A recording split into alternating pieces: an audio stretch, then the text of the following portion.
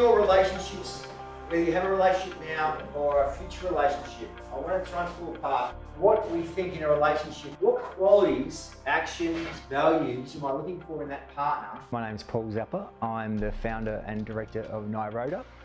Niroda is a violence prevention company. The Buddhist word Niroda means end of suffering.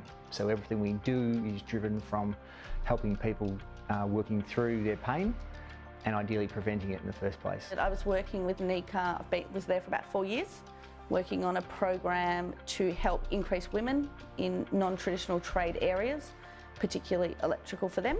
We've noticed the willingness of the young people to engage in our sessions. We've also noticed the connection between staff and student. So very much our work is influencing the influencer. That would be a teacher, that would be a coach. In this setting, it is the teachers initially. I think that's a really big part of all of these programs, because if those influencers don't speak up and aren't the, I guess, change leaders, there isn't that safe place for maybe people that aren't as confident to speak up. We're encouraging the students to realise they influence others and they are an influencer as well. When that penny drops, we've started to see change. And so we try and pull that apart and say, how could you go from being a bystander to an upstander? Not at all an approach of here's what not to do. It's raising those awareness levels. It's giving them really easy skills that they can implement both, in the workplace, in their personal lives and relationships, that really make a huge difference. For instance, an activity around juggling, and it's to pull apart emotional intelligence and to taking risks and noticing habits and behaviours. The change I've seen is that it fully embraced being a cultural shift of our whole community, rather than this is something that those students are going to have to learn to do.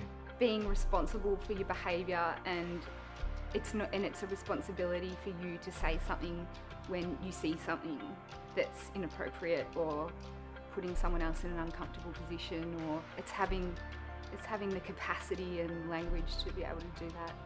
I've got cousins, I've got a younger sister, but the apprentices on site as well. New people who come along who they don't know the culture necessarily, and we have a chance to actually shape that a bit earlier.